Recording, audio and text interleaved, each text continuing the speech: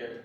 The last time we started to talk about how we can calculate the moment of inertia using the partner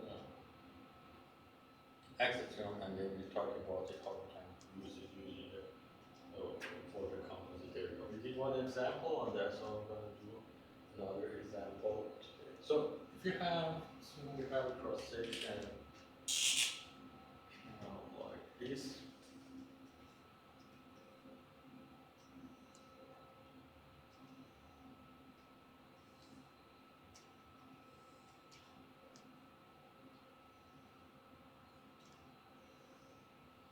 And it is 600, so 600 meter here, and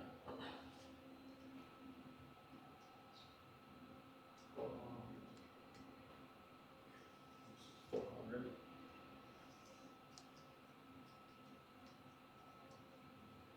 This is 400,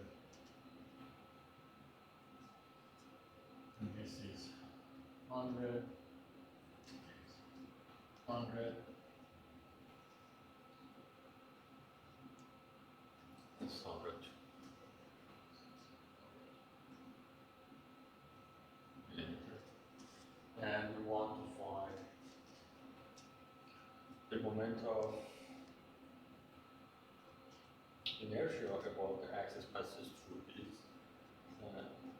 center. So if we go there and say, assuming we have the axis that passes through its center from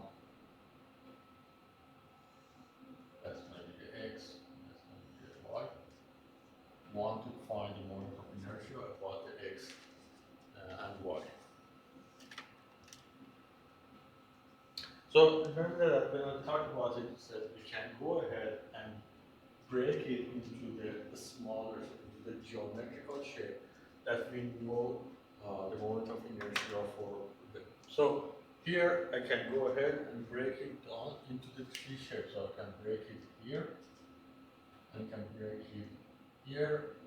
So I'm going to have one shape here, I have one here, and it's going to be one at the center here. So I'm going to have these three. So I'm going to do the 1, 2, 3. So this is going to be equal to, if I have my, so remember that when you break it down, make sure that you draw them exactly where they are respect to the x and y. So if I have the x and y here, so the very first one, this one is going to be sitting somewhere here.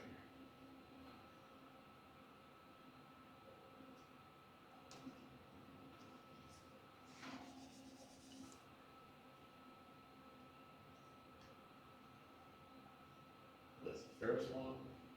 Then it's going to be plus the second one, and this one. So the second one is like this. And then I have the x and y over here.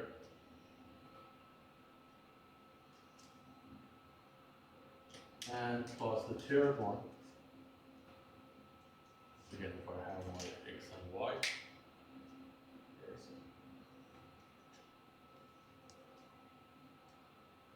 Sitting beneath that axis somewhere here.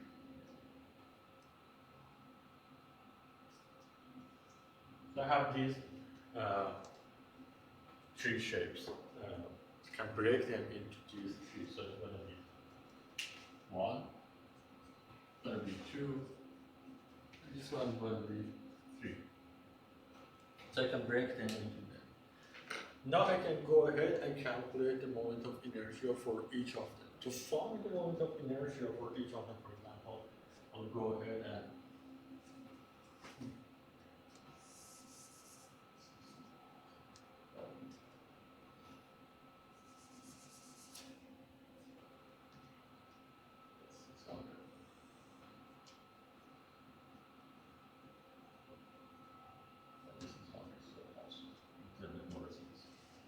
so the ix for the first one, if I want to calculate the ix for the first one, it's going to be the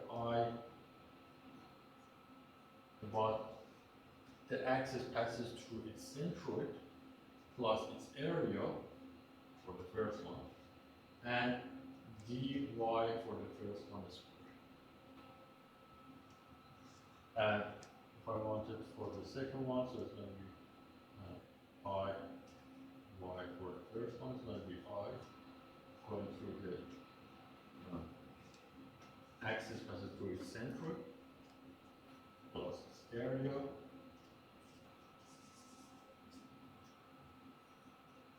times dx. So I need to find the dx and dy for the first one. So I know that the centroid for the first one is sitting right there, so it's going to be here. So it's going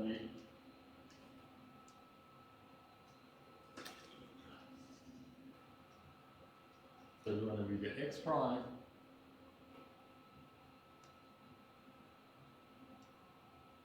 it's going to be the y prime. So I have to find the y what now, and then the dx and dy. So the dx and dy here is the distance between the centroid and axis. So the dy is this distance here, dy1. That's the dy1, and the distance between the y-axis is going to be the dx1. That how much is going to be. If you look at here, for example, for this one, is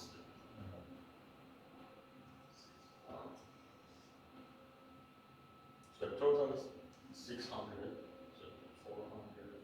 So it's going to be this distance is going to be 200, and so 50. So it's going to be 250. So this is going to be 200 plus 50. And dx1, this is 200. 200 plus 50. And dy1 is from the center of that to the y-axis. So half of it is 50, and half of it is, so it's a 400, half is 300, so 150 plus 50. The location of that. For the second one, if I go ahead, the centroid for the second one is here. So that's going to be my x prime, and that's going to be my y prime. So dx for the second one is 0, dy for the second one is 0, but they're sitting right on top of each other. And for the third one, it's here, so this is the x prime, and this is the y prime. So if I want to find the distance between them, so this distance up to here is going to be between the x and x prime. It's going to be dy for the third one, and this distance between y prime and y is going to be dx for the third one. And very similar to the first one, it's just going to be 250 the other way. So it's going to be 200 plus 50, it's going to be 100 plus 50. So for the first one, if I go ahead and write it, so it's going to be the I for the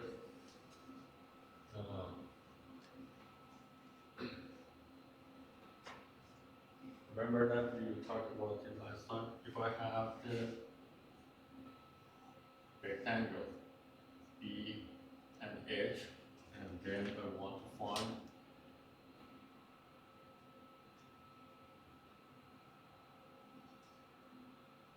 this is the x prime, y prime. The I, respect to the axis going through its centroid. I what prime is 1/3 of It's 1/12. 1/12 of BH cubed.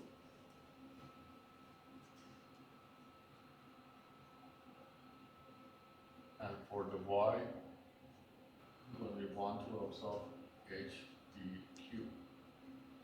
If I want to find them about the axis that passes through their bases, so it's going to be there, and it's going to be there, x and y, and it's going to be an h again. I about x would be 1/3 of BH cubed, and I about y 1/3 of HB cubed. So we have these two cases. So here, we want to find it about the center, so it's going to be 1/12, so it's going to be 1/12 of, for the first one, BH cubed, so it's going to be B is 100, and H is 300 cubed, plus its area, which is 100 times 300, alright, so this is 100, this is going to be 300, so it's 100 times 300, times dy1, which is this one. 150 plus 50 squared. And for the I1 is going to be 1/12, and again, this guy is going to be the HB, so it's going to be 300 times 100 cubed, plus the area is going to be the same, and dx is going to be this, the distance between the axes is going to be 200 plus 50 cubed. So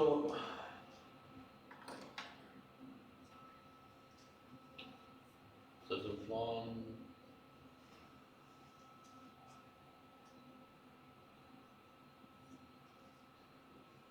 9,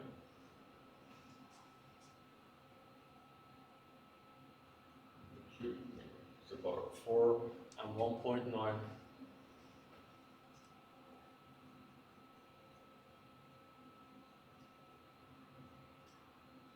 So that's for the first one. So I have to repeat these for the second one and for the third one. So I will go ahead and say my x for the second one will be 1 x prime for the second one plus a2 dy 2 squared, and I for the second one will be on the y prime for the second one plus area dx for the second one is squared, and it's do the same thing for the third one. Ix for the third one is going to be the ix for the centroid plus area dy for the third one cube, and iy for the third one would be I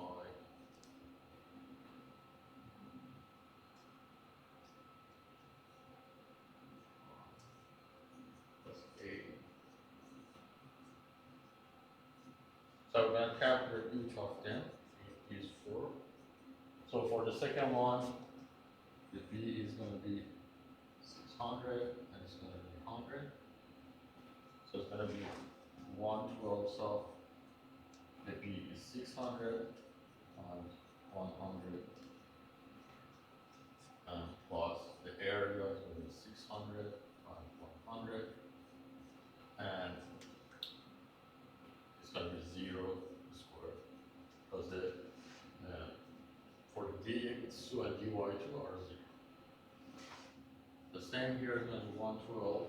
Okay, this time is going to be 100 times 600 cubed plus, again, 600 times 100 times 0. I'm just writing the 0 so you know what happened here. And when you are comfortable with it, you don't need to.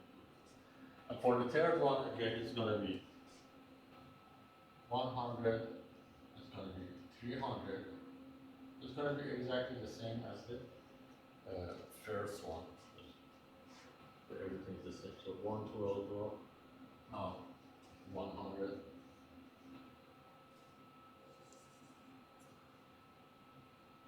times 300 cube plus 100 times 300. That's it, it's going to be exactly the same as the square root of 150 plus 50. And it's going to be 112 of 300 times 100 cube plus 100 times 300. This time 100 plus 50.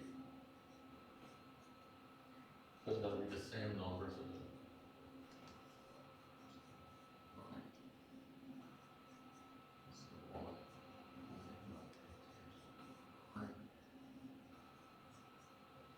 for the second one, it's going to be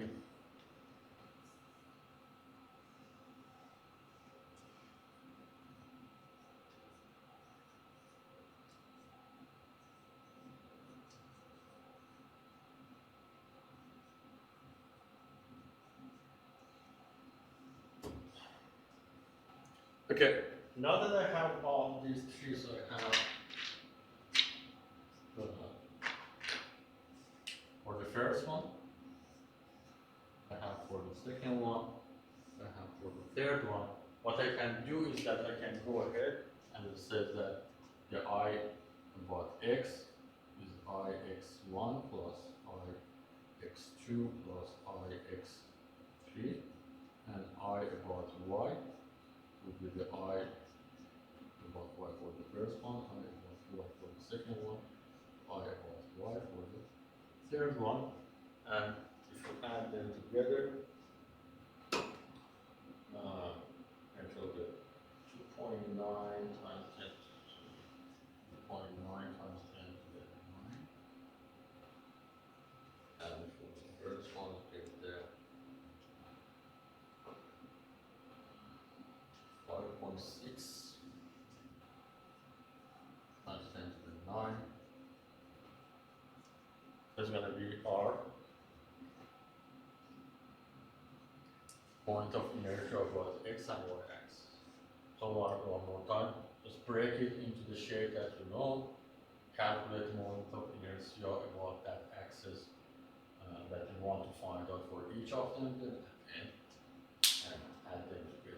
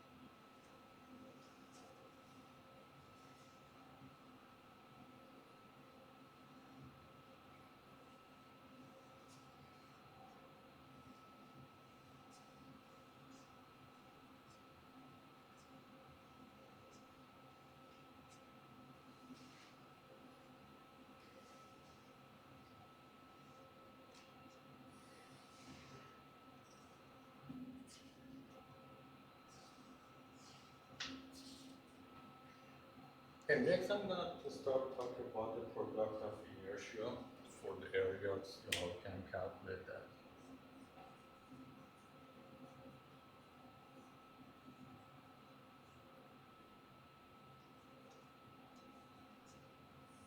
So product of inertia for an area for cross section of the any beam that I have. So remember that if I have a cross section of this area like this, and going to be the xy axis.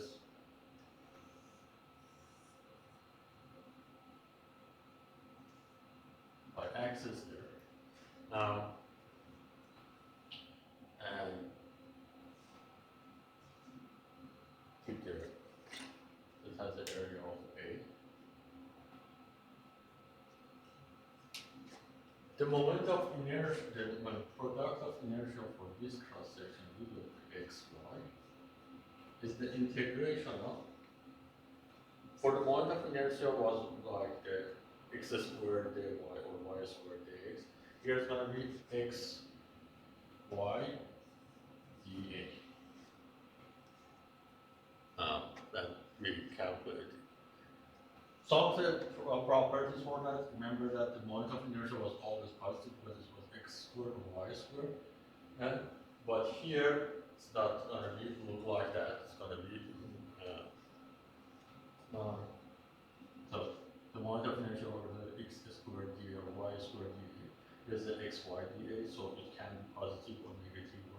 So ixy can be positive, or ixy can be 0, or can be negative. It can be either of them. One thing is that, one point is that if x or y axis, if either of these two axes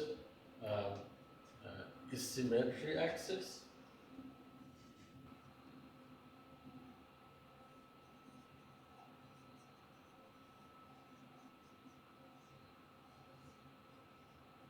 ixy will be 0. If either of them is symmetry axis, then ixy will be 0 for that axis that we have. For this part, that's going to be so assume I have a cross section like that, and then assume I'm having the this time my axis is passing through it like this. It's my x, that's my y. If this is the case, each quarter of this that I have is going to have a different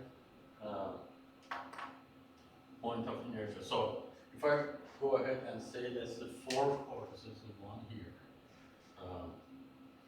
and 2, this one, this quarter is 2, this quarter is 3, and this quarter is 4. So I have 4 of them.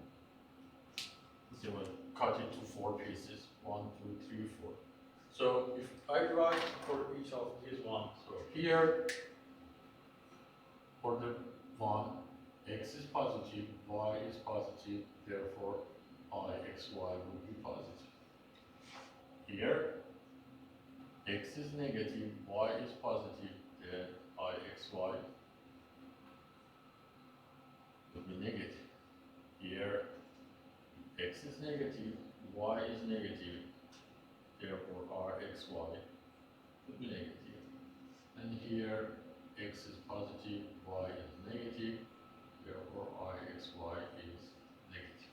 So each of those quarters has its own one, and I'm going to call it, for example, this is for the 1, this is for the 2, this is for the 3, this is for the 4, and then ixy would be ixy for the 1 plus ixy, for the 2 plus ixy, for the third one plus ixy for the fourth. And it can be positive or it can be negative depending on what we have.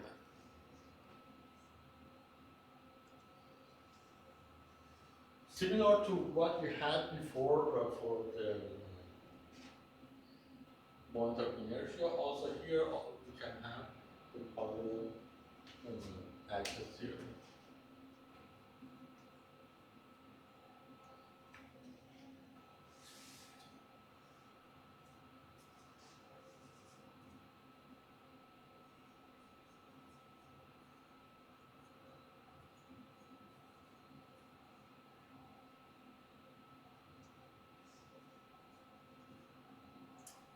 So again, if we have the moment of inertia about the axis passes through the center of the cross section, then we can find it about any axis relatively easily. So if this is the x and y axis, and I have this cross section here, and has a centroid axis passing through a centroid like this. So this is centroid, x prime, y prime. Usually we know the ix prime, y prime about its centroid, comparing to x prime and y prime. So it has an area of A, and this distance is going to be, distance between the two axes is going to be d in the y direction, and distance between the two y axes is going to be d in the x direction. So if this is the case, if I want to find the ixy, I can use that to say, okay, I know the I about x prime, y prime, plus a dx dy. So usually we know that for the non-geometrical shape, we know the product of inertia about x prime, y prime, the area we know, and so we can calculate it. Instead of using the integration, we can use this equation to find the I about the x and y to do that. One thing is difference here from the previous time is that because in the previous one, d was a square, so it didn't matter if you choose it as positive or negative, so it was a distance. Here, because they are not, their sign is important, so for the dx and for the dy, keep the sign. So if they are positive, they're positive, if they are negative, they're negative. Make sure that you keep the sign in the positive and negative, which is very important. Okay, as I say, the moment of inertia was not that important because it was like power of.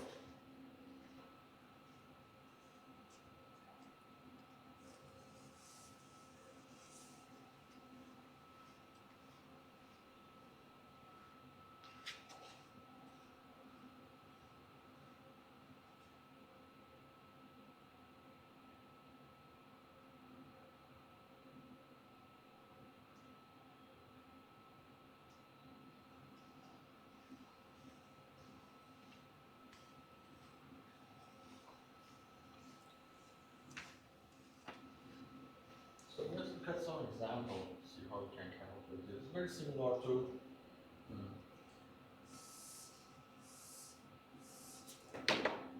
inertia.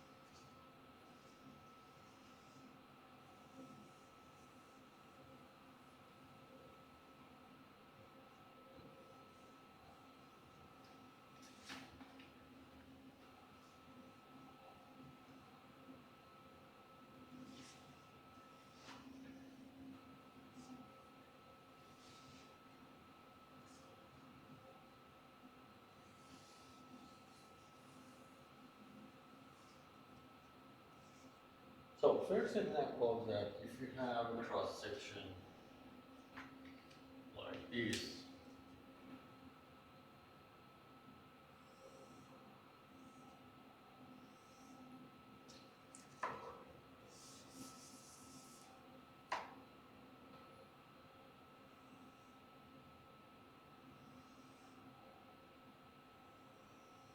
a cross section like that, and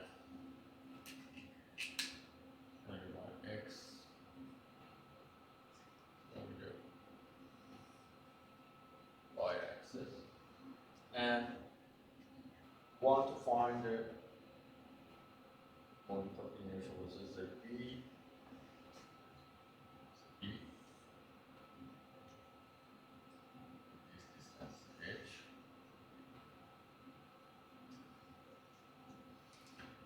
and so y is h.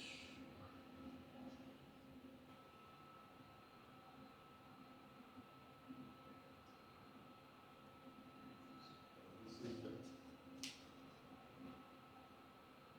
y is h over b x. I want to find moment of inertia for that.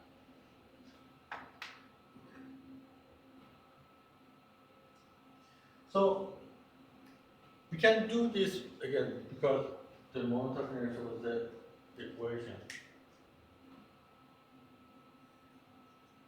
If you look at it, it's going to be x, y, dA. So we need the dA. I'm going to show you because it's not going to work that we're going to use the di and integrate it, but we need the dA anyway. So to get the dA, I can get the horizontal or vertical element. I'm going to show you how to do it with the vertical element, so you can do the horizontal element as well. So assume this is my element. So if this is the element, I have to go and find centroid. So the centroid is here, and these are the x prime, and these are this is the y prime, and then I need the distance between them. So this distance here is going to be distance between x prime and x is going to be dy, and distance between the y prime and y is going to be dx. We know that the point that is on the curve, this point here, this point here is as a coordinate of the x and y.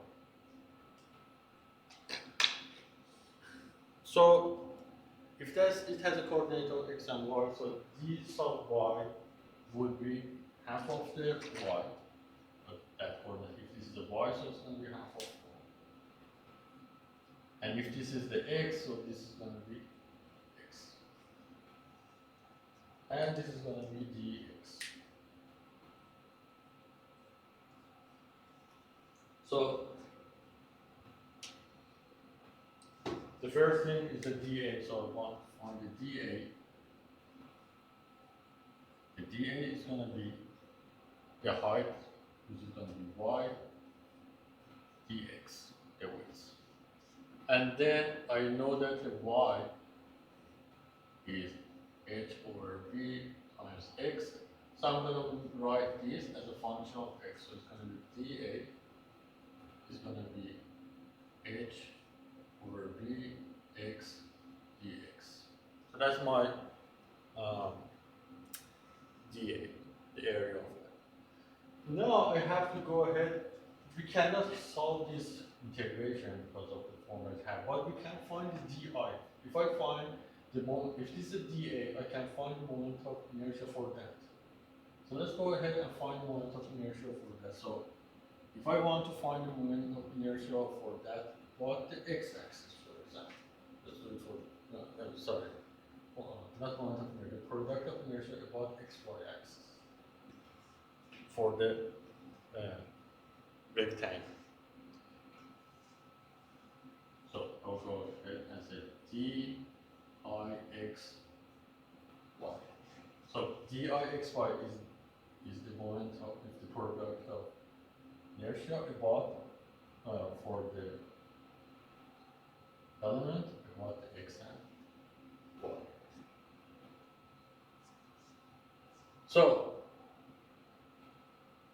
the parallel axis, what did it say? It says that if this one is equal to the moment of inertia about the axis passing through its centroid plus its area, which is going to be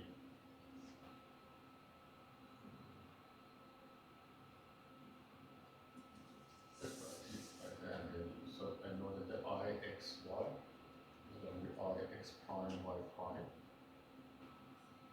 plus a dx dy. And now I'm not differentiating, it just said for it, if I call the moment of the product of inertia for this one dixy. So I just rewrite it, I'm not differentiating. So if I call that one dixy, it's going to be di about x prime y prime is equal plus its area, which is going to be the dA times dx dy. So that's what I'm going to have.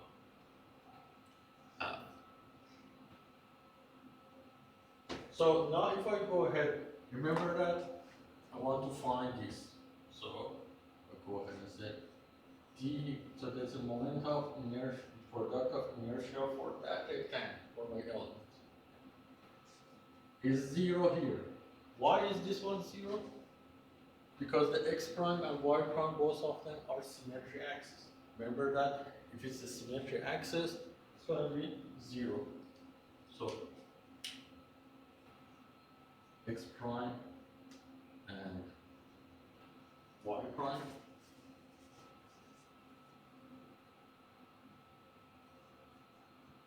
are symmetry axis. Therefore, I about them is 0. Plus the dA, which is h over b x dx, and dx is d sub x is this one, so what is d sub x is x, and d sub y is y over 2. So now again I will go ahead and I know that the y is h, y is equal to h over b times x.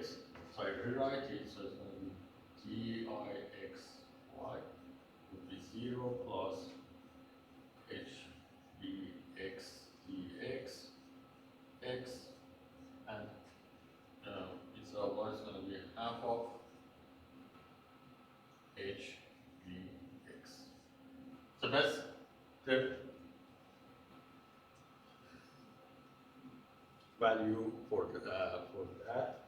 What I solve it eventually, what I get is that the dixy would be equal to h squared to b squared x cubed dx.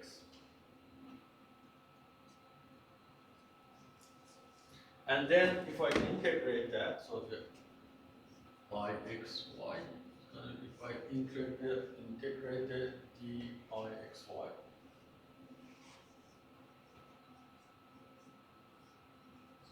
so I can integrate that, so it's going to be in the x direction from 0 to b.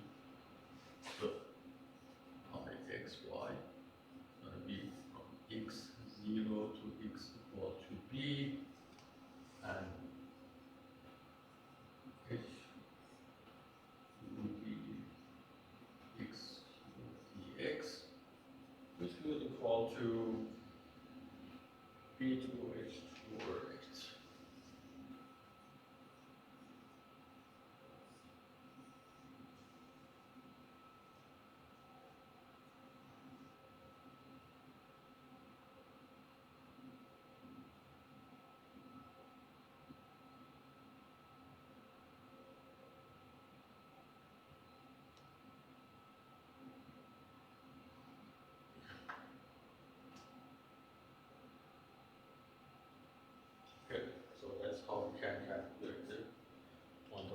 inertia for that.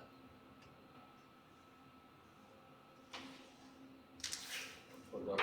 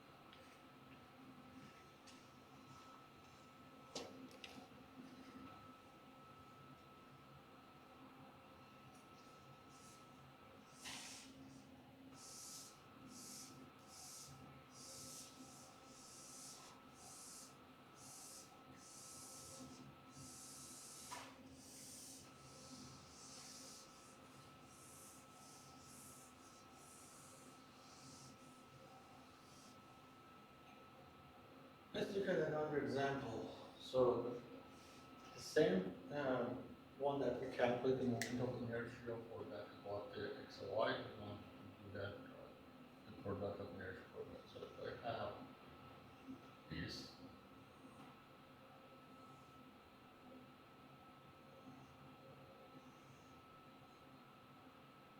and I know that it was 600.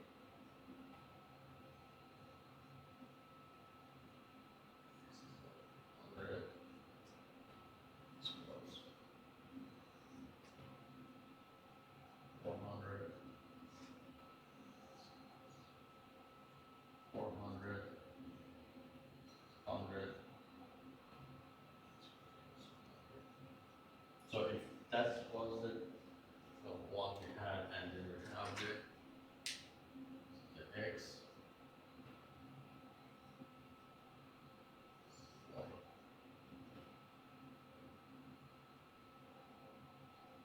So if I want to find the product of inertia for this one, again similar to previous one, I'm going to break it into three shapes. So previously I break it down into this one here, and horizontal. So it's going to be equal to axis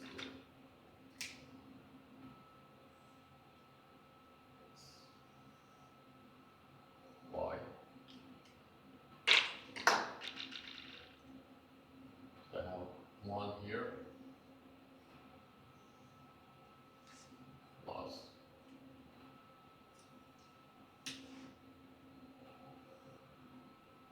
x, y, one at the center of that, plus x, y.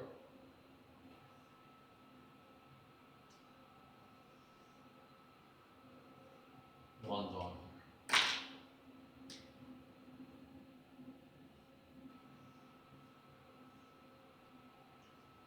So if I want to calculate the product of inertia for each of them, for example, for the first one, I, x, y. For the first one, it's going to be I going for the x for the first one, and plus the area d sub x, d sub y for the first one. So I have to go and calculate these values. Remember, so this was 100, this is 300, and the position of them, location of these, that's the x prime, y prime, and so we consider this case 1, case 2, case 3, distance is similar to the one that we calculated before, so I'm just gonna put the number here.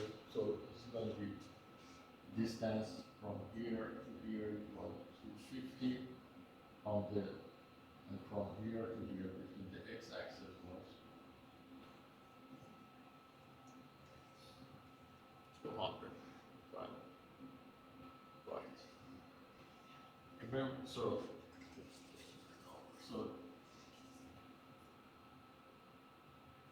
the y1 is 200, so y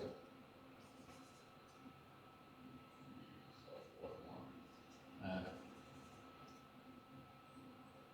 the sub x1 again is negative. You have to keep the sign negative 250.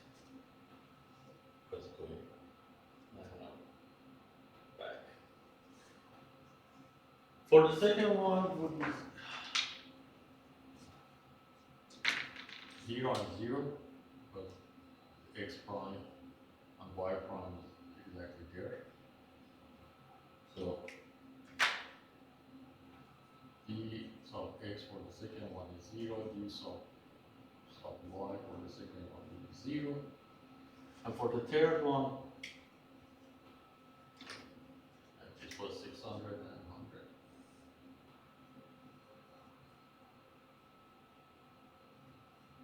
And for the third one, which was 100, 800.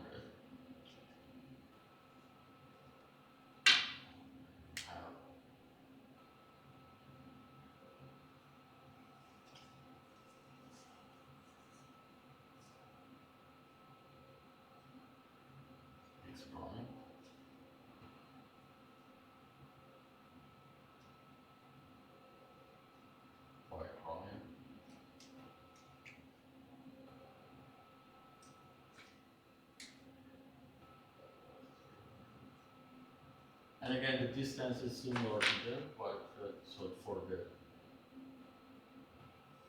so this is the d sub x for the third one, which is positive. It's going to be 250, and this is the distance between the two x-axes. It's going to be d sub y for the third one, and it's negative just underneath, so it's going to be negative 200. And then now I can go ahead and start the calculation. So for the first one,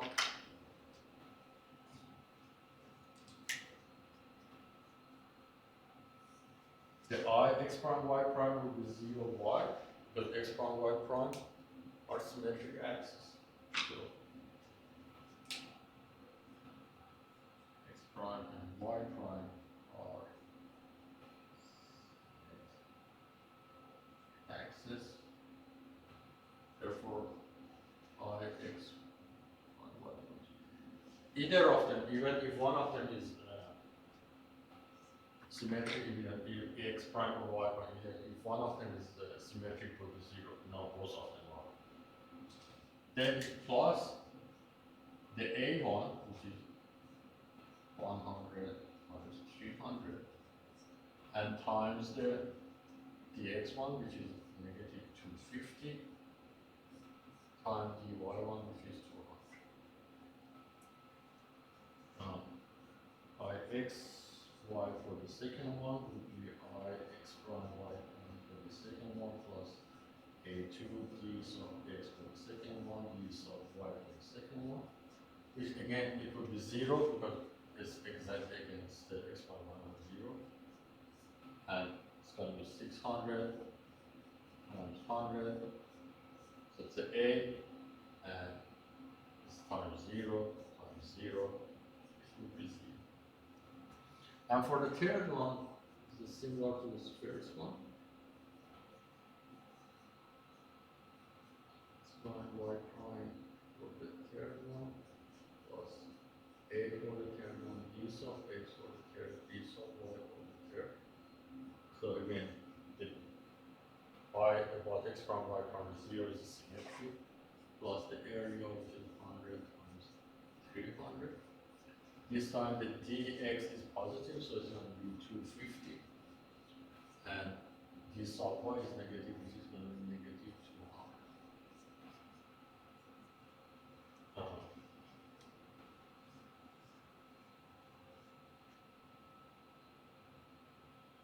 it's going to be negative 1.5 times 10 to the 9.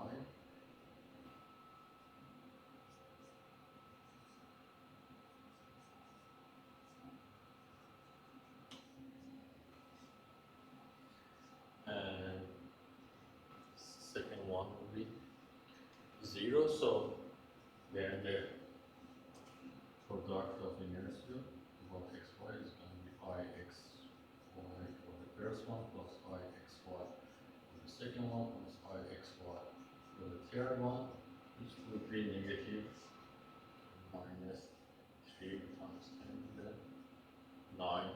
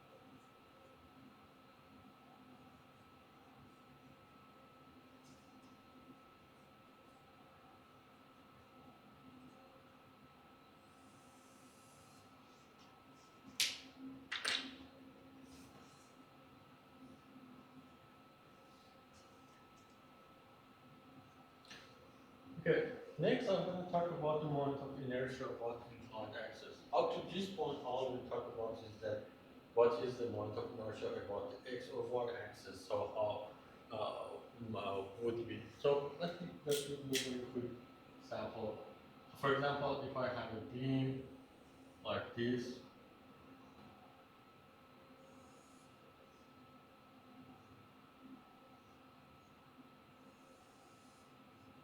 so I would say that I want to find the moment of inertia about, for example, the x-axis, and let's say that x is right now, you know,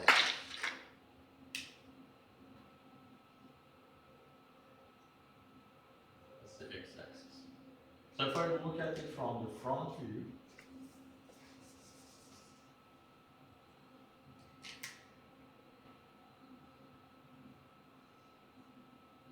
and um, like this, and there is a load on top of that.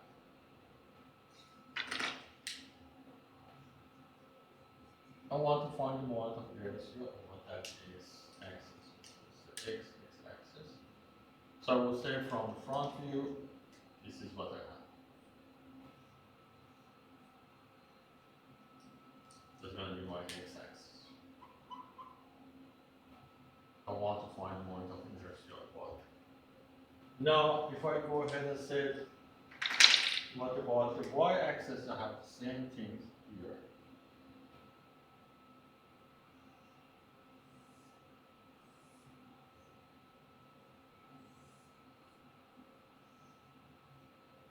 And so I have this, and there is a load on top of that. And then this time, this is going to be, I want to see what's there. Moment of inertia about the y-axis. So I would say that, okay, I find the moment of inertia. This is my cross section. I want to find the moment of inertia about that y-axis. So this is what we had working up to this point. Or maybe, for example, this time instead of having the force there, you can have the force this direction. Applying. Basically, this one is bending it about the x, this one is bending it about the y. Now what if I have another one that the load is not either parallel to the x or y?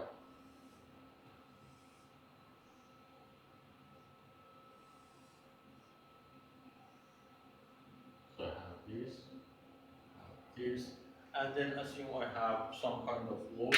So for example, in this case, if I look at it, the load would be look like this. It's F. And this is bending about the x. This one, the load would be like this. It's the F. Just bending about the y-axis. What if I have a load that's going to be, if this is, for example, going to look like this. Somewhere, assume in 3D is applying on that support. So if I draw the cross section,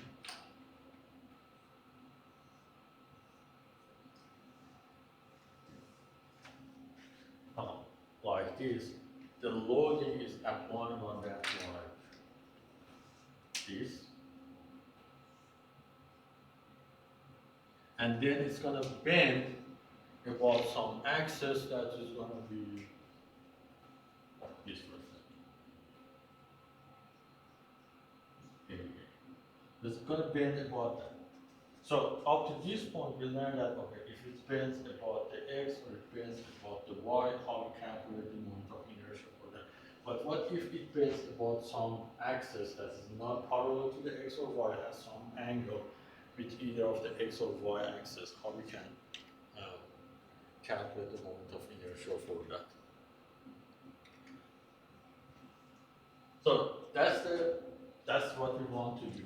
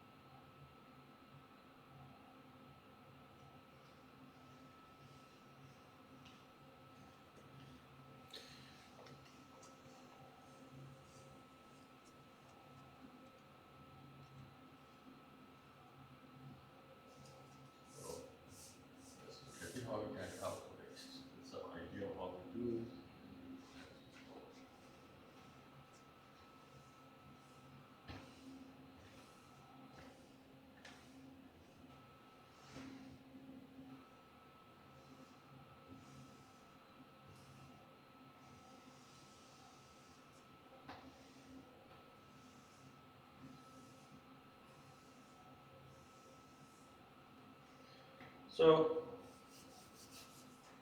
if I have a cross section like this,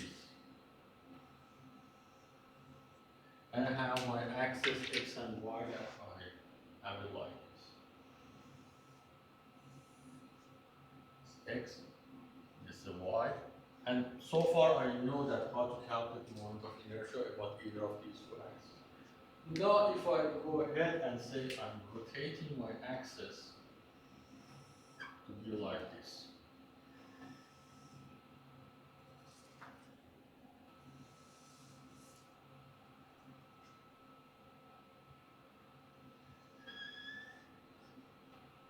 So call it U and V. My new axis. And they have, it's rotated by angle of theta. So if it's the case, how is going to be the moment of inertia or product of inertia about either of this? Those are the equations I'm going to write them. How you can drive them in the movie. But the I about the, so we know that about the x and y, we can calculate it. If it's a known shape, it's easily given to us. So I about the u is ix plus iy divided by 2 plus ix minus iy divided by 2 cosine 2 theta minus ixy sine 2 theta. I about the v is the same, so ix plus iy divided by 2, this time minus ix minus iy divided by 2 cosine 2 theta plus ixy sine 2 theta. And the product of inertia about the uv is going to be ix minus iy divided by 2 sine 2 theta plus ixy cosine 2 theta. So these are, if I rotate it and what's about moment of inertia about the u, moment of inertia about the v, and product of inertia about the uv. As long as I know the ix, iy, and ixy, I can calculate it from these equations. So usually the known value are ix, iy, and ixy. Especially if it's a non-geometrical shape like a rectangle, so we know ix, iy, and ixy can calculate it simply, and then we can go ahead and calculate these ones if it's rotated. The next thing is that the principal moment of inertia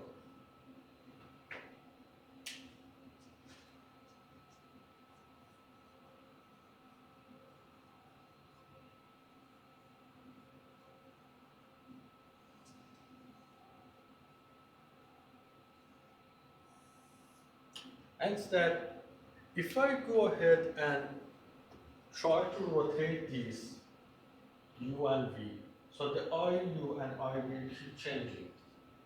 So for u, for the theta is 0, I get some value and I keep increasing the theta, so the value for these two will keep changing and changing and changing. If I rotate it to the point, so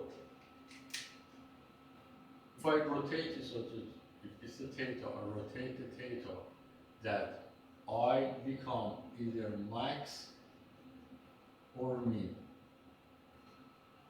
So one of them become max, one of them usually at the same time, if one of them is max, the other one would be mean. Those are called the principal axis. So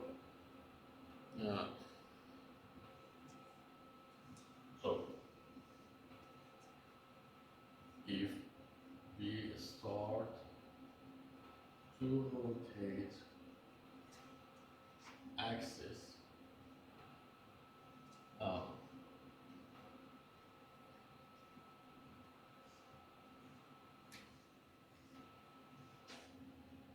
we get to an angle that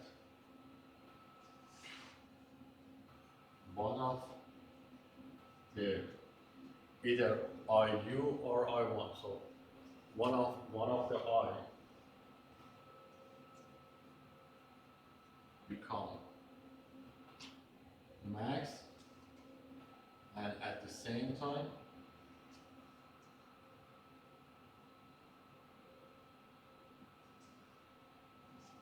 the other I becomes me. So one of them becomes I max, one of them becomes me.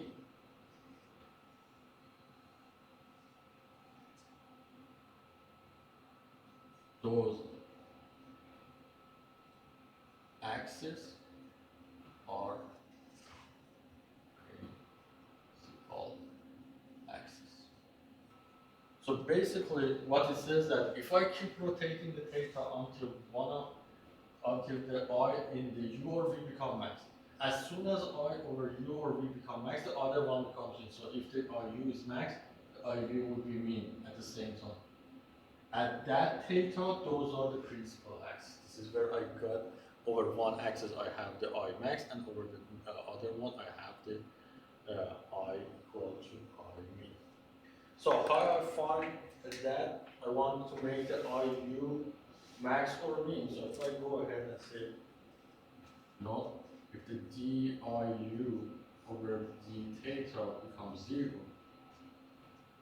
it gives me the maximum. So if it gives me the tangent to theta p is equal to negative IXY divided by IX minus IY divided by 2.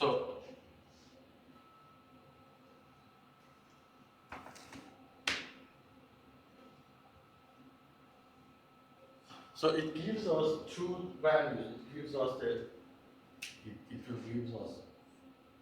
theta p1 and gives us theta p2. It gives us two values.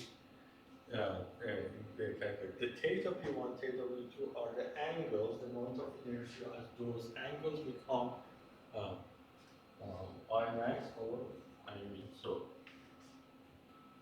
theta p1 and theta p2 are angles that point of inertia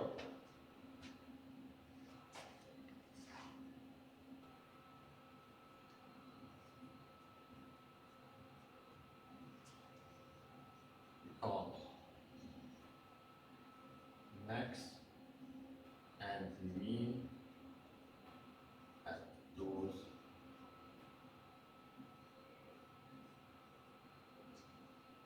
so are the angles that the moment of inertia become maximum.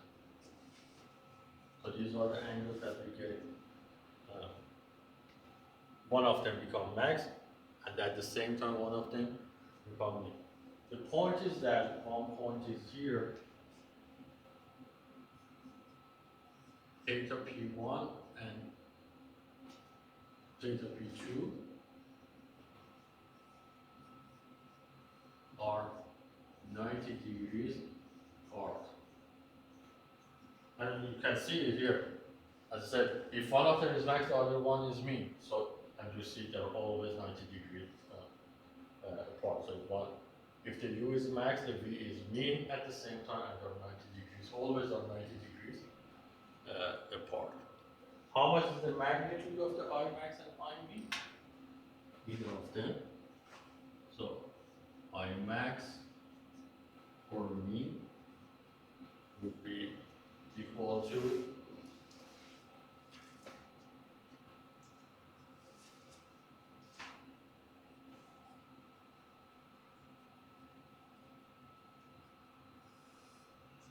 So we ix plus y divided by 2 plus and minus, so one of them gives you the max, the other one gives you the mean, the square root of ix minus iy divided by 2 power of 2 plus ixy power of 2. So it gives you two magnitudes, one of them is the max, one of them is the mean. You can calculate the, so from here you can calculate the magnitude of the max and mean, and from here you can get the angle or the position of the axis that you get the max and mean.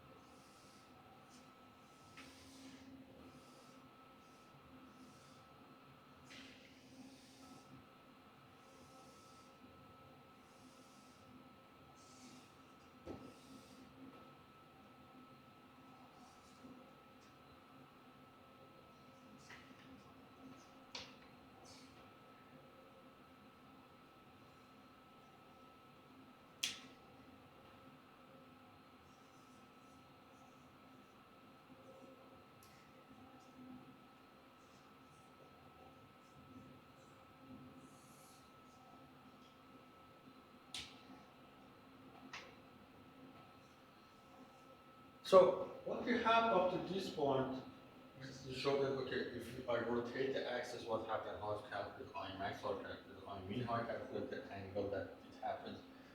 There is a way to visualize all these, and it's called the Mohr theorem. And how does it work that assume I have the x and y axis.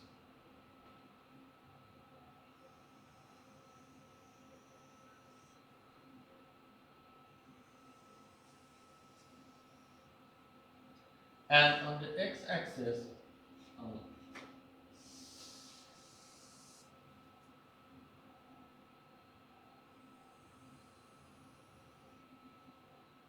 assume my x-axis shows the value of the I, and my y-axis shows the value of the I, xy. So one of them it shows the I, the other one shows one of them moment of inertia, one of them the project of inertia. The two axes I have. And I know that I can calculate that I about the x and I xy, and also we can assume I have 2 points. Point A that has a I about x and I about xy, and point B which has the I about y and negative I xy. So whatever it says, if it is negative, the I xy is negative, it's going to become positive. It's positive, it's negative. So whatever is I xy is going to be negative of that at point B. I'm going to draw those 2 points there. In other words, so if I say I known, my known is ix, iy, and ixy, then I'm going to draw these 2 points on this graph. So assume for now, let's assume ixy is positive. So assume the A is going to be here. There's a point A, and it's going to be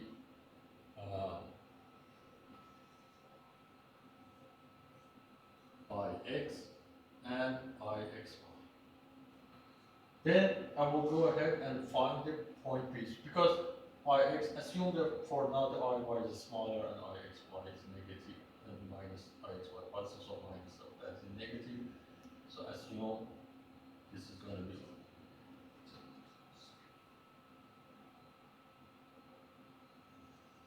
that's the point B, that it has the iy and negative ix. So if I go ahead, so I have 2 points. If I go ahead and connect these 2 points together,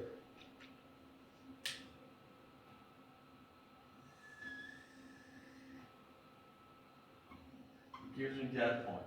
I'm going to make a circle with that center that passed through this. So this is the diameter and that's the center.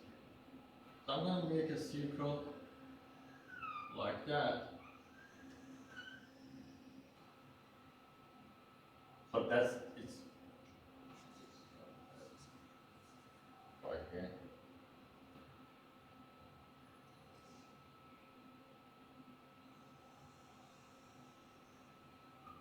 So there's a circle that passed through those points, look like this. If this is the circle I have, this point here is the I max. This point here,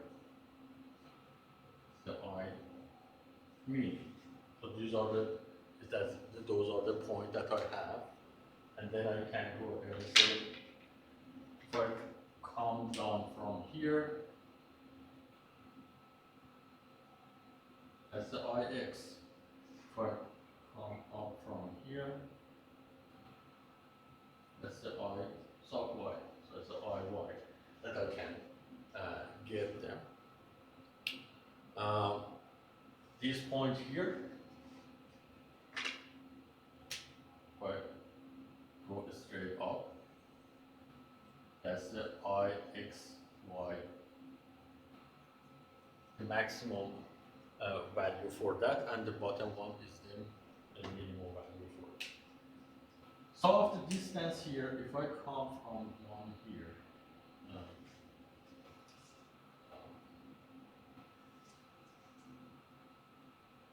come down from here, this distance, if you look at it, and this distance. So this distance is basically ix plus, this is in the middle of it, ix plus iy divided by 2. This distance is ix minus iy, which gives that, and divided by 2, so it's going to be ix minus iy divided by 2. This is going to be the r.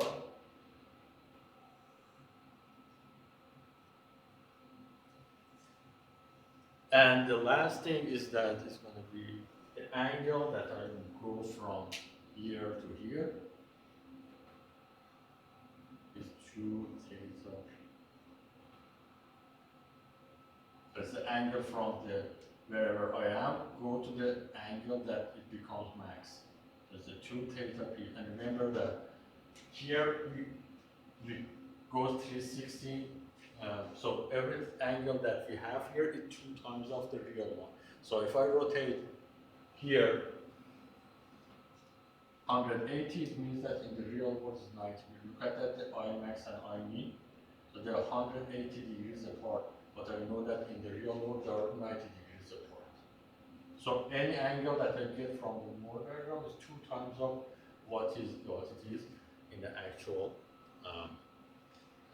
one. So this is one of them, so that's the 2 theta p1 there.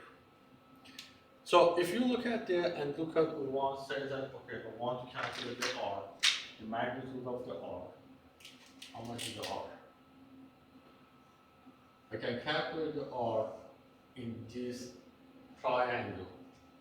So what I have for the r is that this part to the power of 2 plus this part to the power of 2, so it's going to be I x minus I y divided by 2 to the power of 2 plus I x y to the power of 2. So that's the r. And remember that we're talking about the I max and I mean.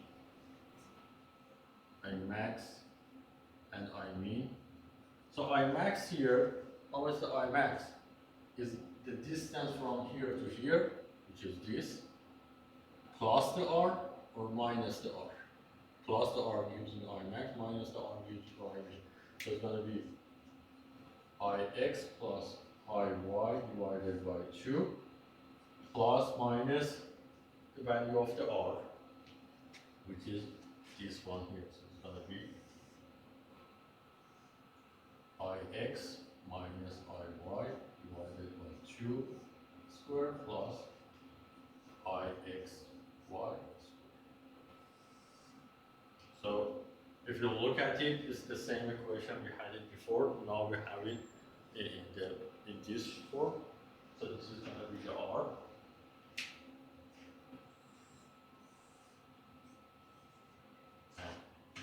This is the average value that we have. So it's the distance to the center of the sphere.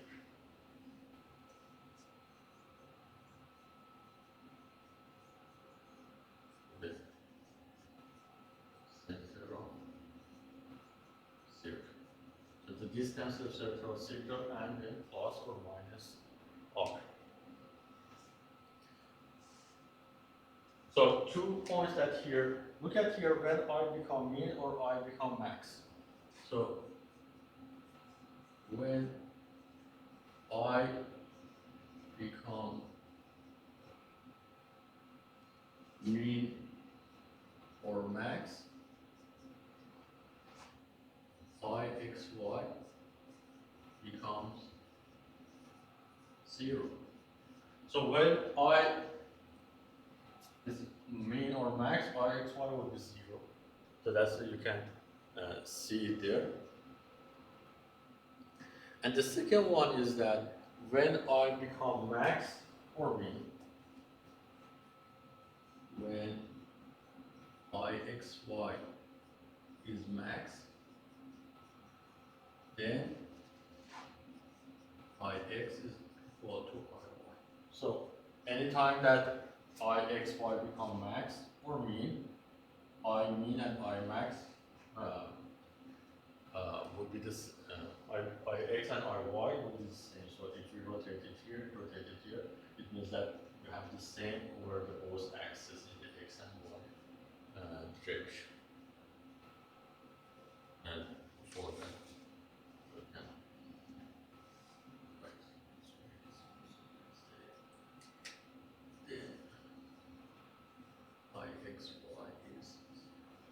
so these are also the 2. So this is how we can show what we had before about the principal axis and all those calculations graphically. Show them how they can be there already.